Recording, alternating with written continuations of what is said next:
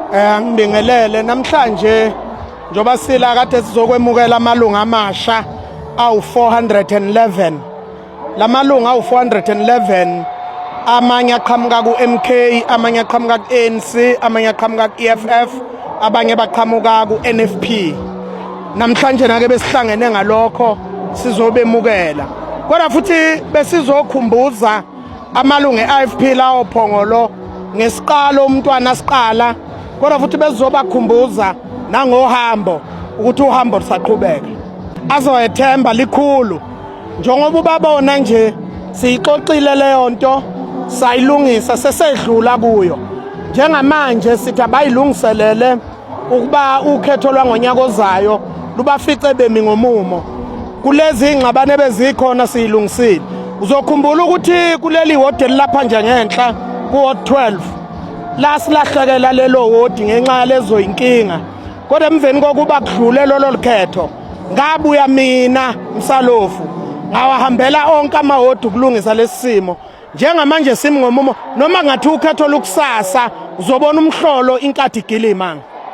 Mashubane kunento eyenzakalayo sibona njalo kwabukela yebo olungakho ngathi iqembu kwenzakala kuthiwa hayi vele inkathi vele mukela amalunga alo vele sifisa ukuchecka ukuthi njengamanje mhlawumbe ukunikeza nje umbukeli nomlaleli ithuba lokuthi ke mhlawumbe angeke sithi ofisha abakhulu babambile kodwa mhlawumbe lama prominent leaders from other political parties mhlawumbe just to mention few mhlawumbe imaphi wona.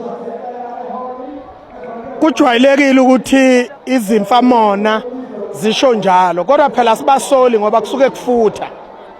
Kodwa nje laba kade bemukelwa la njoba sengishila amaqembu abasuka kuwo usakho umzizungu nje uyana mgqugquzeli weMK la eZululand. Uphohloza Zungu uyilunga leANC kodwa futhi kube ngusihlalo weSANCO. So kuyaziwa nalaba kade bebuya ko-NFP uNhlangamandla nje uyaziwa la ukuthi yilunga leANC. La kwa Ward 4 akekho ngamazi. So laba kade bekhuluma la abantu abaziwayo. Lo munye osukumile wakwaShelembe uyi-EFF emzinyathi uyaziwa. Ngeke ke ngibabale laba abahamba nabo kodwa ngibala nje laba abangabaholi ukuthi ngempela ngeke siqamba amanga. Emini ilanga libalele sithi abantu abahloma izinti sithi simukela abantu abavele beyi-IFP. Iqembu ligubha iminyaka engama50 ngeke ke bese lizokhohlisa abantu liqamba amanga.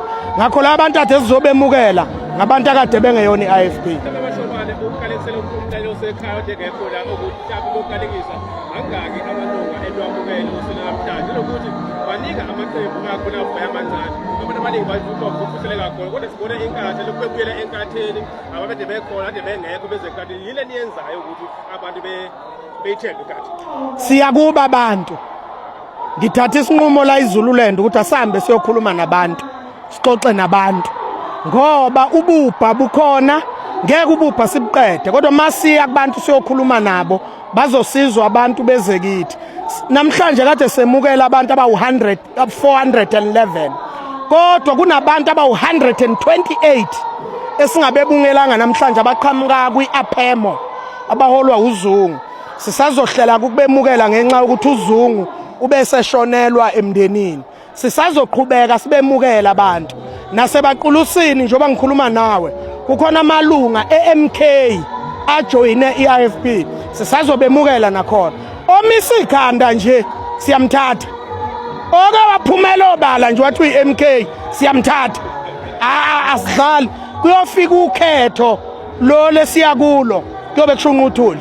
Amashobane ebukeka eyithemba kakhulu ngokhetho olulandelayo and futhi abantu ade bekhuluma lapha estage okungamalunga amasha ebekhala ngokuthi emaqembini asuka kuwona kune-corruption kunobugebengu kunani nani. Ngabe uyaqinisekisa ukuthi abezophinde bekhale ngakho futhi mabekhetha. Kade ngiyikhuza leyo nto enkulumeni yami ngiyishilo lento yokuthi umntwana owaphinda angene esungula iqembu walisungula phezu kwemigomo emithathu. Wathi into yokuqala ubuqotho, wathi okwesibili inhlonipho, wathi okwesithathu kwethembeka.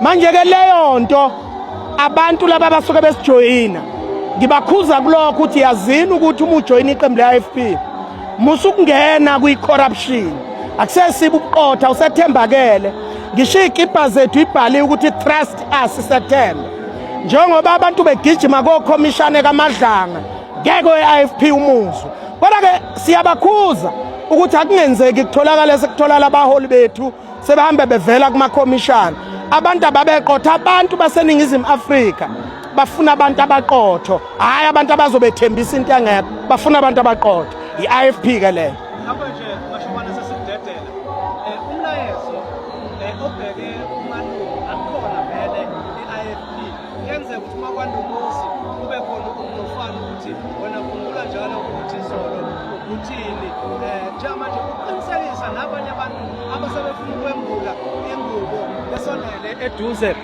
kwe-IFP mhlambe kuthi nje ukubhekisa nje ngqo kumalunga akhona e-IFP ukuthi angabexwayi angaba futhi ke angabaphebezi laba bantu abangaka abangaphezulu ko400 abakwazi ukuthi bemukelwe osukwini namhlanje impela ngiyamemezela ngiyawuhlaba ngiyawulawula ukuthi bonke laba bantu akade sibemukela ngibhekisa kumalunga e-IFP into eyenze ukhetho singaluwini yingoba laba bantu akade sibemukela bekhe eqenjini le-IFP ngakho kababemukele ngoba laba bantu esibemukelayo yibo abazokwenza i-IFP iphathe yodwa isifundazwe saKwaZulu Natal yibo abazokwenza ukuthi bonke omasipala sibaphathe uzokhumbula ukuthi laphana kwaNongoma siphethe ngequalition ebaqulusini siphethe ngequalition imkhandle siyiphethe kahle kusophongolo nasondini edumba siuphethe umkhandle ngakho ngeke lemkhandlu ibuye uma bengekho abantu abajoyinayo